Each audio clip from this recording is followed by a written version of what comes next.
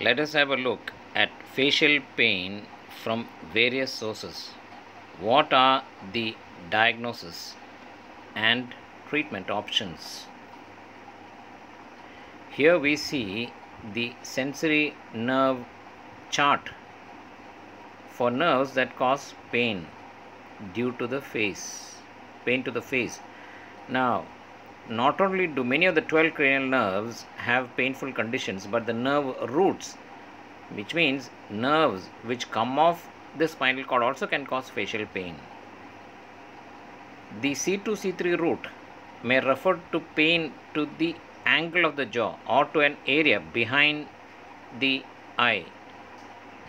The C2 C3 root. The occipital nerve may give pain like a stripe up the back of the head. The ophthalmic, the maxillary and the mandibular divisions of the trigeminal, the C2 C3 roots for the cutaneous nerve of the neck, the C2 for the occipital area, a whole lot of nerves contributing to pain of the head and neck. TMJ, damage to ligaments and or disc of the joint between the skull and the head of the jaw, the condyle of the mandible or the disc can lead to temporomandibular joint pain. The temporomandibular joint is a very unusual joint formed by the head of the condyle of the mandible inserting into the recess in the skull right beneath the temporal bone. The jawbone is held to the skull by this joint, and the ligaments that hold the jaw to the skull are the strong lateral temporomandibular ligaments and two weaker medial ligaments. What do you mean by the temporomandibular joint syndrome? The nerves that supply the joint are the auriculotemporal and the masseteric branches of the third division of the trigeminal nerve. The temporomandibular, these irritation of these nerves produce pain in the jaw, cheek and or the temple. How does one diagnose TMJ? The typical symptoms are facial pain in the cheek, in the area of the jaw, in the jawline, ringing in the ear, dizziness, pain in the temple, clicks in the jaw on opening or closing the jaw, the various manifestations of TMJ syndrome. How do you diagnose? It is often diagnosed as something else, such as Meniere's, trigeminal neuralgia, or sometimes MRI with the jaw open and shut, or even better, sign MRIs, that is MRI movies will reveal a displaced meniscus between the jaw and the skull. Injection of quarter cc of 0.05 bupivacaine in the sternocleidomastoid muscle may give temporary relief, thereby confirming the diagnosis. Muscle relaxant, anti-inflammatory drugs such as ibuprofen, naproxen are also helpful. The use of a night guard may help, and which is a bite guard which fits over the teeth on one side and with a smooth side on the other side. So the opposing teeth can slide over the smooth surface. The dentist should never grind down the teeth, which alters the bite and repositions the jaw. Only in rare instances is surgery recommended to repair the disc or ligaments, and rarely does it improve the condition. This is the TMJ. The TMJ is a sliding ball and socket joint whose parts work smoothly when you open and close the mouth. The disc here is a shock absorber providing gliding action between the lower and upper jaw when you open and close the mouth. The connective tissues attach the disc to the back of your joint and contains blood vessels and nerves. The condyle is this upper rounded end which moves in and out of the socket. So a whole lot of factors contribute to the joint pain. Normal TMJ anatomy. The condyle here is the part of the jawbone which inserts into the recess in the skull. Ligaments hold the jawbone into the recess or fossa. The fossa is an indentation in the skull bone which accepts the condyle of the jawbone. Think of ligaments like stretched rubber bands holding the condyle into the fossa. You see the various ligaments here. The disc, the condyle. The disc is like a cushion and a shock absorber. The disc is sort of like a water-filled balloon which allows the condyle to roll around in the fossa while being held in place by ligaments. The jaw can slide forward or back, side to side, or a pivot in a three-way joint fashion. In TMJ, either the disc or ligaments are torn, and this allows the condyle to move more than it should.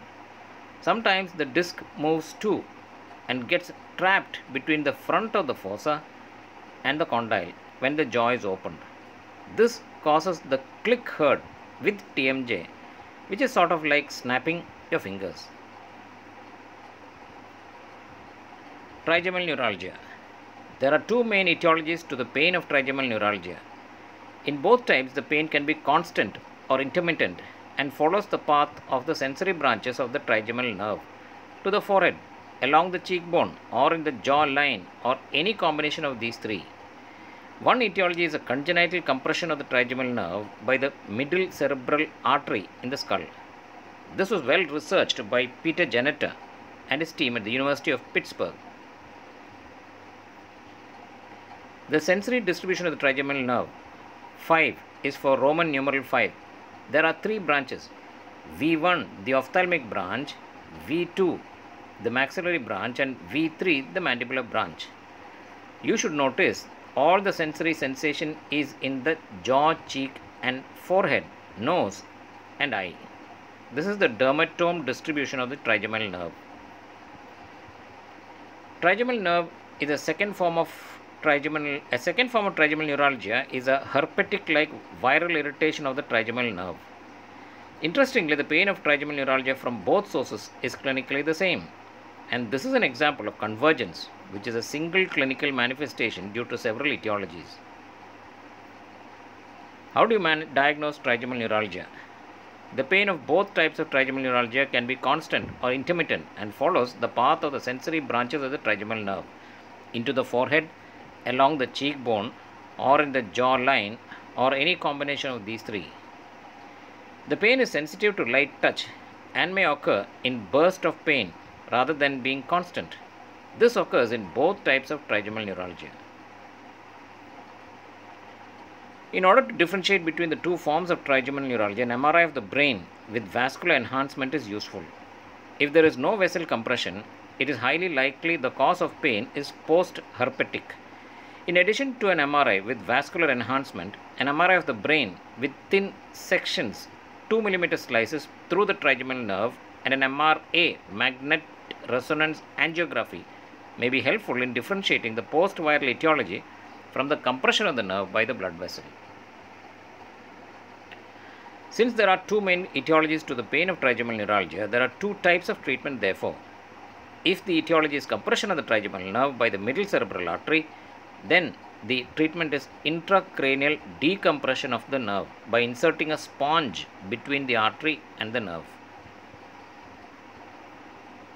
If the etiology is due to herpetic-like viral irritation of the trigeminal nerve, then the treatment is the use of medications. Some people respond to low-dose antidepressant, but the most useful medication is anticonvulsant such as gabapentin or tegretol.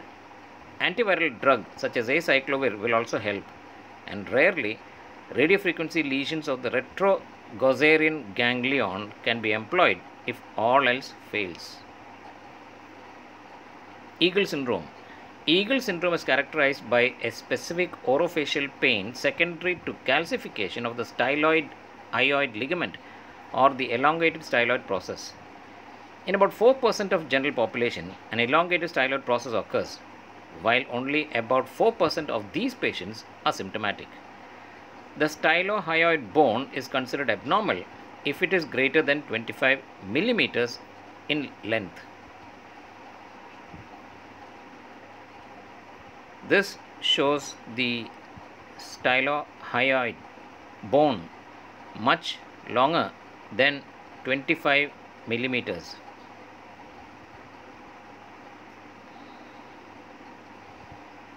That's a stylohyoid bone. This is the hyoid marked H. The stylohyoid bone is so long that it spontaneously broke here. It broke here. But it is still symptomatic and causes pain while swallowing. Removal of the bone from the break to up to the hyoid will relieve the symptoms.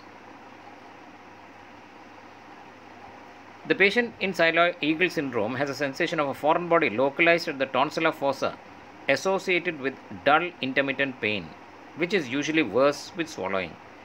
A bony projection is usually palpable with bimanual transoral exploration.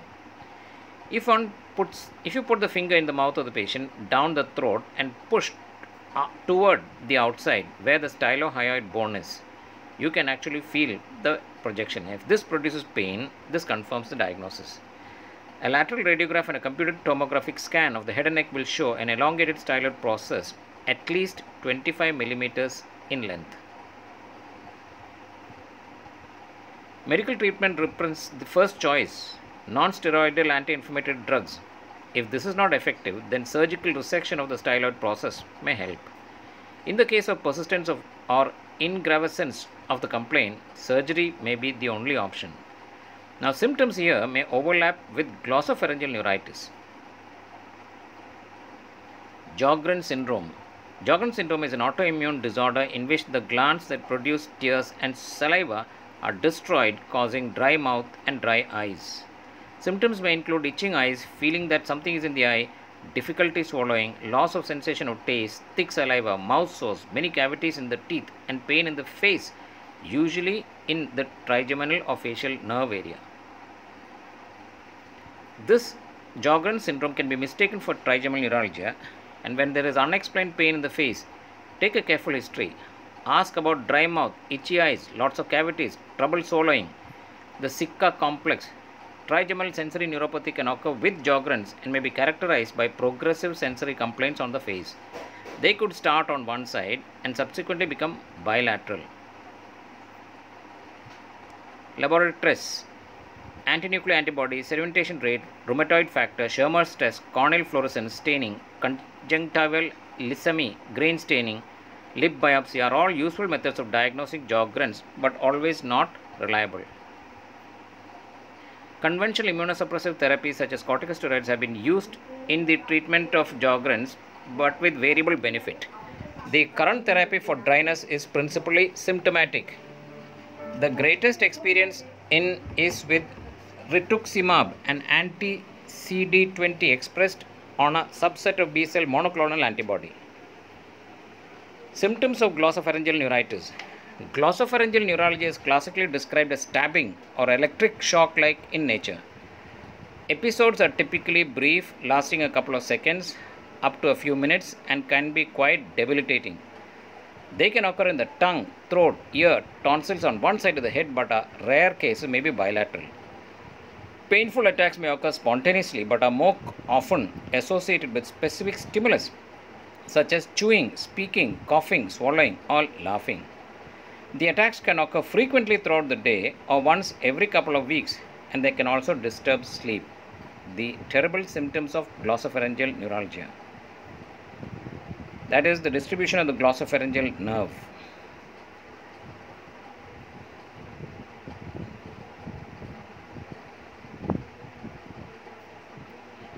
Glossopharyngeal neuralgia is typically caused by compression of the glossopharyngeal nerve.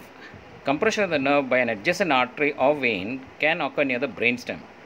Compression of the nerve more distally in the neck by an elongated styloid can cause this pain as well, and this is called Eagle syndrome. Glossopharyngeal neuralgia can be caused by a tumor or infection in the region of the 9th cranial nerve or by multiple sclerosis. The diagnosis is made on clinical grounds alone. No specific test can be done to prove the diagnosis in any given patient. Episodic ear and throat pain, often triggered by touching the palate or tonsil, is strongly suggestive of the disorder. High-resolution MRI CT imaging of the brainstem may reveal vascular compression, tumors, or demyelinating lesions involving the 9th cranial nerve. High-resolution CT scanning of the neck can reveal an elongated styloid process. Pain that distinctly involves the ear, near one ear, rear one-third of the tongue or throat is a classical pain distribution seen in glossopharyngeal neuralgia. Most treatment for glossopharyngeal neuralgia is pharmacological. Anticonvulsant medications including oxcarbazepine, carbamazepine, gabapentin, pregabalin. Some antidepressants can also be helpful either alone or in combination with the seizure medications. If medications fail, surgical intervention is indicated. And the first choice treatment is microvascular decompression, as it has the highest initial and long-term success rates. Patients unable to tolerate such an operation may consider one of the many less invasive options, including the gamma knife radiosurgery. Eagle syndrome, TMJ, trigeminal neuralgia can coexist with glossopharyngeal neuritis and mask the diagnosis or be mistaken for it. Now here we have a comprehensive overall overview of facial pain.